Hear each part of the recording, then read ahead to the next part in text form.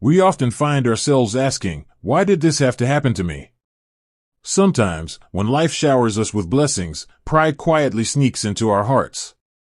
And when challenges come, we break down, forgetting that every turn, whether joy or sorrow, is part of a plan greater than us. In truth, what seems good or bad in the moment can only be revealed with time. Maybe right now, you are struggling through something heavy. Or perhaps you are living in comfort, forgetting that life can change in an instant. If that sounds familiar, then this story is meant for you. Listen closely until the very end, because it won't just make you think, it might change how you see life forever.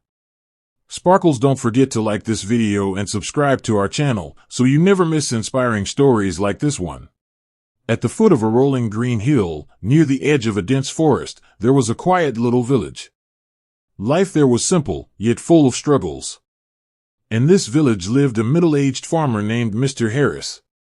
He had little wealth, but he carried himself with dignity.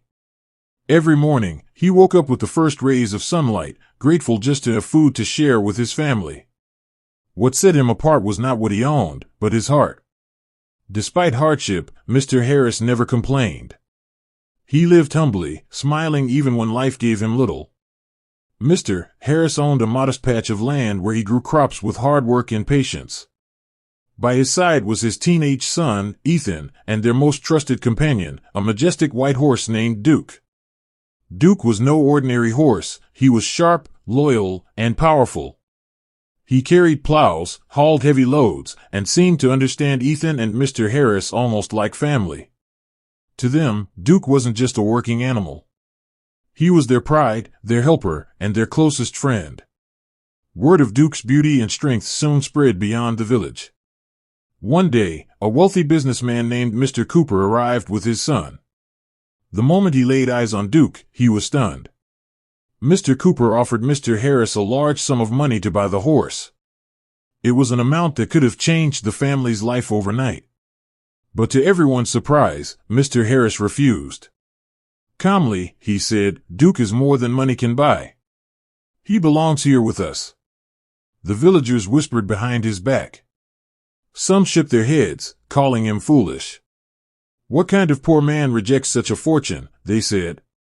Then, just a few days later, disaster struck. Duke vanished. His stable was empty one morning, and no trace of him could be found.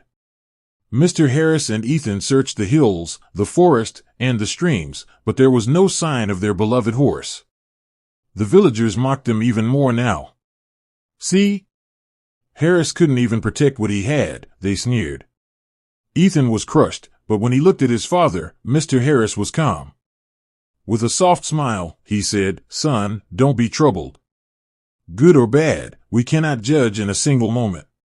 Time will reveal the truth." Days passed, and then one morning, something extraordinary happened. Duke returned, yet he was not alone. He had brought with him 5 wild horses from the forest. Their manes flowed like fire in the wind, their hooves thundered against the earth. The villagers gasped at the sight. The same people who mocked Mr. Harris now said, "What luck! Harris is blessed. Even fate favors him." But once again, Mr. Harris only smiled. "Perhaps Duke has simply found his herd," he said, showing no pride or excitement. Excited, Ethan began training the wild horses. He spent long hours feeding them, guiding them, and slowly earning their trust. But one day, tragedy struck again. A wild stallion threw Ethan to the ground, and his leg broke badly. Pain consumed him, and the villagers once again whispered, "Harris has brought nothing but misfortune upon his family." Ethan wept, saying, "Father, this time, surely this is bad." Yet Mr. Harris remained steady. He placed a hand on his son's shoulder and said, "Son, do not judge life by one moment. Painful as it feels, time will show us its meaning." Just a week later, the world around them changed. A war broke out across the land. Soldiers stormed the village, taking every able-bodied young man to fight. Mothers wept, fathers begged, but no one was spared. Except for one, Ethan. Because of his broken leg, he was left behind. As the war dragged on, news returned of many who never came home. The village was filled with grief. Families cried for their sons. Yet Ethan remained alive, sitting at his father's side. That evening, Mr. Harris spoke to his son with deep peace in his eyes. "Do you see now, Ethan? When Duke disappeared, we thought it was bad, but he returned with 5 more horses.